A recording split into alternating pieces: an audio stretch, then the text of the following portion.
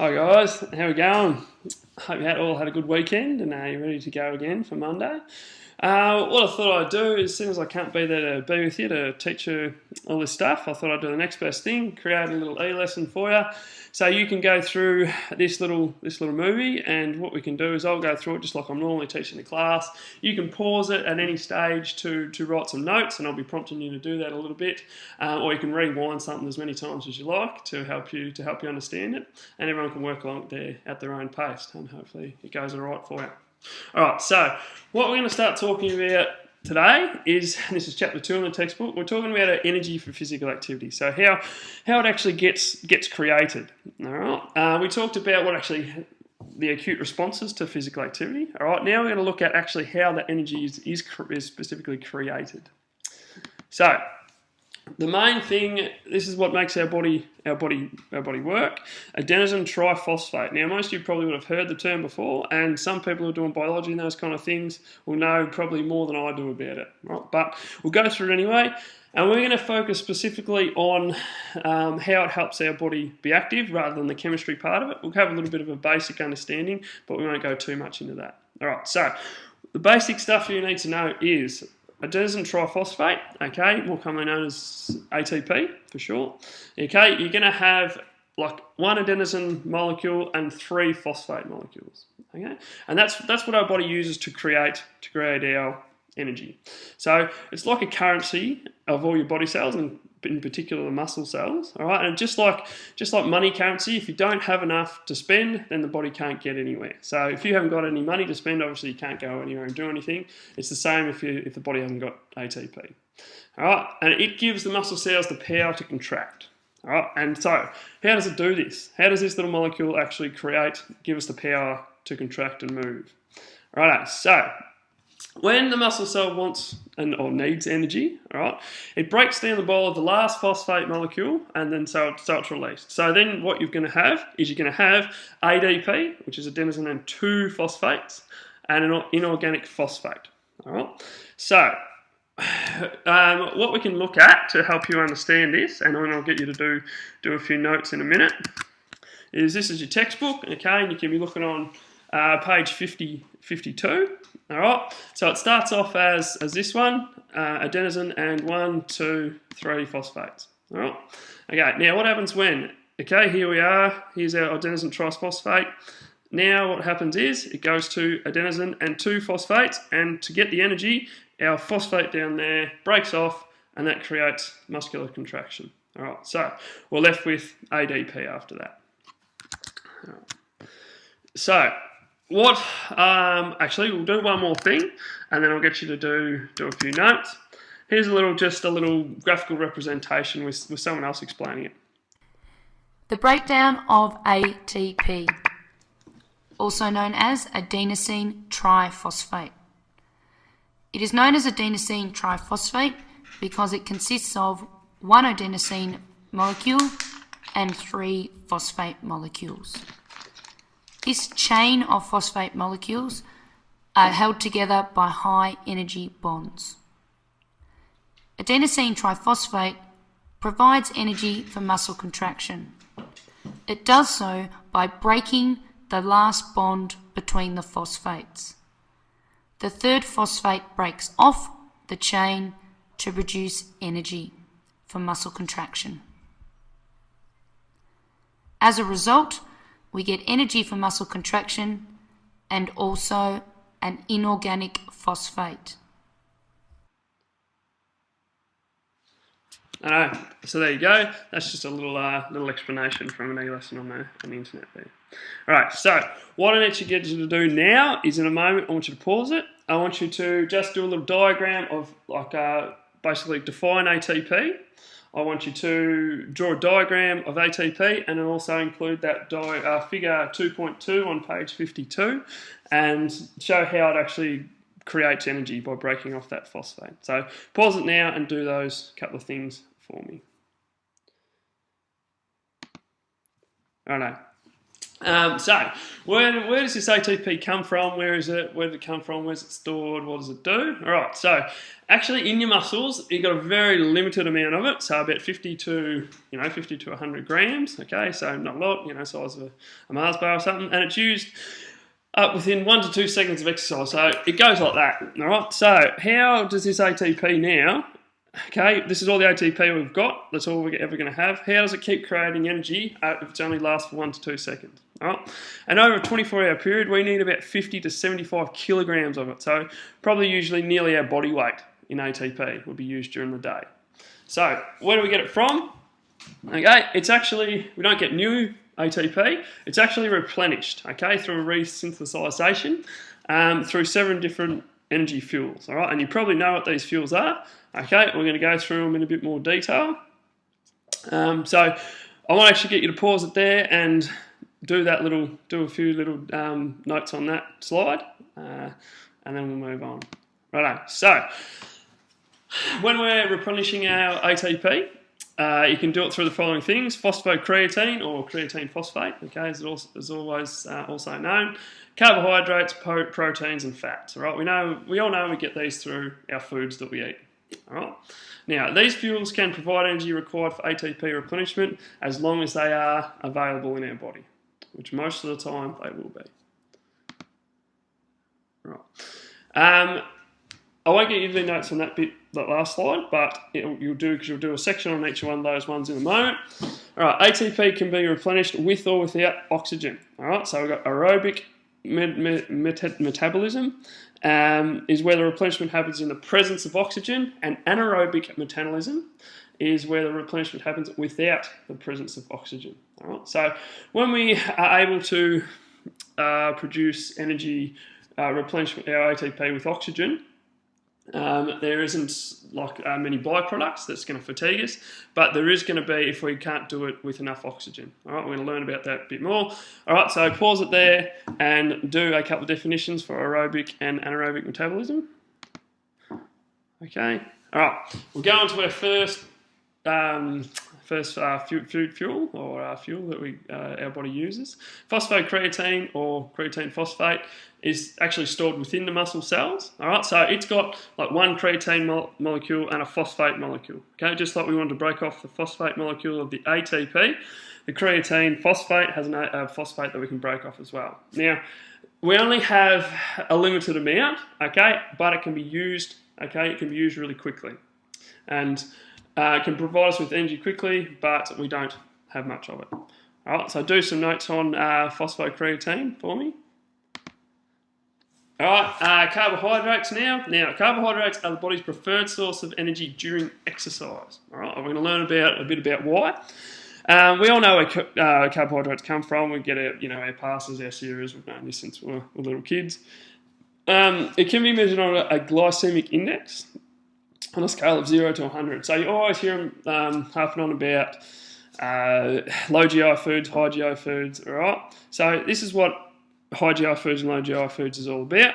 High GI foods are rapidly digested and absorbed. Okay, so your white breads and your soft drinks and those kind of things, they raise the blood sugar levels really, really quickly, and they're digested and absorbed really quickly. So they might give us some energy, but it doesn't last for very long. Now, low GI foods are digested more slowly and provide longer lasting energy. Okay, your fruits, your mixed grain breads, okay, the stuff, and these are the foods that have had, proven health benefits, right? And it will provide us for energy for longer periods. All right, so we'll do some notes on those things. There's just a couple of examples. Low GI foods is your white bread, high GI, your veggies, fruits, those kind of things. All right, so carbohydrates for energy. Carbohydrates are present in the blood as glucose. It's okay, so they're flying around your cardiovascular system in the form of glucose, and they're also stored in the muscles and liver as glycogen, which they can be broken down when we need energy as well. Right. If we have too much carbohydrates, obviously it's stored in the body, around the body as fats or adipose tissue, and carbohydrates are very versatile in the fact that they can replenish ATP with or without oxygen. So they can be aerobic or anaerobic food fuels. All right, fats. Okay, there's a nice little picture there. Fats are found in many different foods. All right, we found them in our dairy products, our meat. All right, and these fats can raise our cholesterol levels. They are saturated fats, and our unsaturated fats are found in your oily fish, your vegetable oils, nuts and avocados, your stuff that you know that's good for you, and they can help lower your cholesterol. All right, you can pause it there and do some notes on fats. All right, fats as an energy source. All right. Again, stored as free fatty acids in the blood, okay, stored in the muscle as triglycerides, and the excess fats are stored around the body. All right, so and they can be broken down to use for energy, okay, but this is where they get stored if we've got too much of it. Now, fats have the most, can provide us with the most energy. All right, so most energy per gram. We can get the most energy out of fats. However, compared to carbohydrates and the other fuels we use, okay, they take a lot longer to break down and they require more oxygen. So if we don't have the time and we don't have enough oxygen, they're not going to be any good for us. Okay? But they can provide us with a lot of energy. I can pause it back there and do some notes on fats. Proteins, okay. All right, so we've all heard of protein shakes. You know, you need protein for this, you know, for muscles and everything like that. All right, so protein does more than that, though. It allows for muscle growth and repair. It fights disease. It helps chemical reactions and transport material. So it does a lot of things, not just be the building block for muscle and that kind of thing. All right, they're stored as amino acids in the blood and in the muscles. All right, and amino acids are the building blocks of our muscles and that kind of thing, and the proteins. And we get our proteins from your meat, your eggs, your dairy, and your dairy products, and amongst other things. All right, so pause there, just do a quick bit about proteins for me. All right, now proteins as an energy source, we don't often use them, basically. The body doesn't like to use them as an energy source. All right, so minimal contribution. They're used in extreme circumstances, okay? So if you're doing one of those Ironmans where you've got to swim 10K, ride 300K, and then run a marathon, all right, then proteins will be used. And they're mostly used after about 2 hours, okay? And after 2 hours is when generally the carbohydrates and your fats are depleted. And that's the only time that proteins will be used, all right?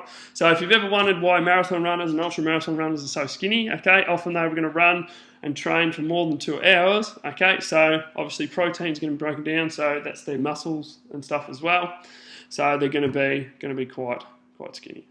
All right. So I'll do some notes on proteins as an energy source. Right. In terms of our diet, how much should we eat? All right, and I know this happens for us sometimes and probably doesn't sometimes as well. All right, so carbohydrates obviously should make up the most of your diet. About 55 to 65%, so at least half, hopefully more, of what we eat should be carbohydrate based. And if you're an endurance athlete, especially if you're carbohydrate loading or whatever, when you're coming up to a race, then you can go to 60 to 80%.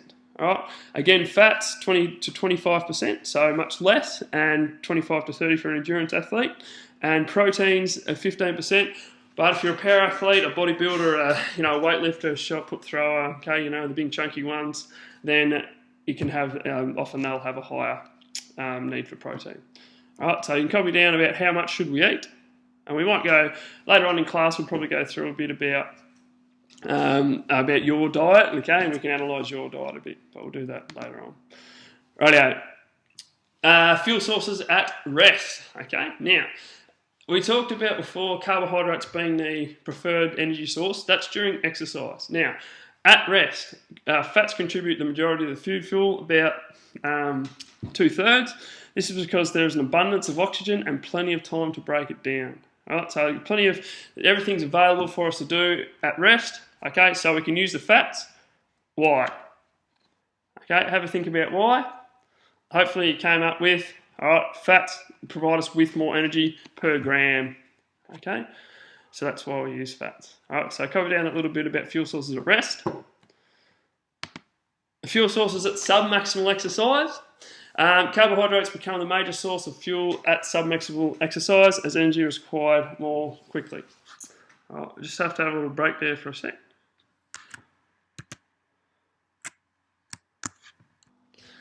Sorry about that, guys. Just someone at the door. Alright, so when we were talking about just then, we're talking about fuel sources at submaximal exercise. Carbohydrates become the major fuel source at submaximal exercise. Okay, why?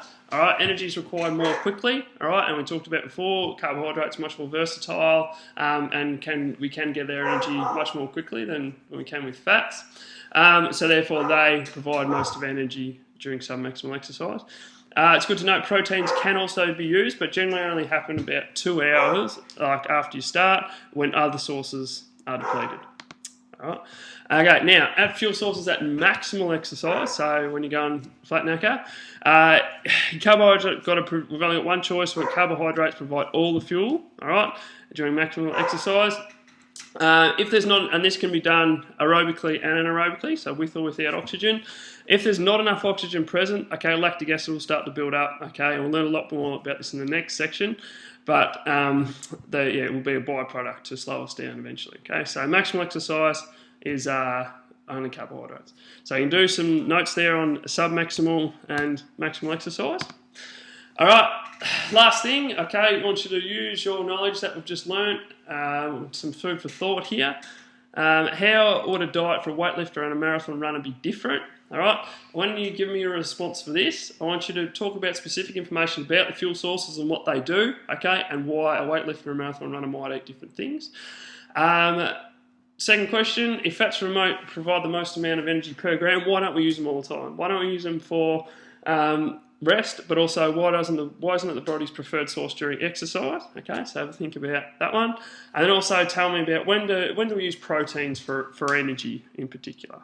Okay, so write me a few responses for that. Righto, that brings us to the end of those. If you need any more information, you can have a look through your textbook. This is just chapter 2. We did 2.1 and 2.2 just then, so you can use as much of that as you can to help you out. I hope you enjoyed this. I hope it helped. And I'll see you, I won't see you tomorrow because we've got athletic sports, but I'll see you on Friday for our last class. Okay? Righto. So thanks very much, guys, and I will see you later.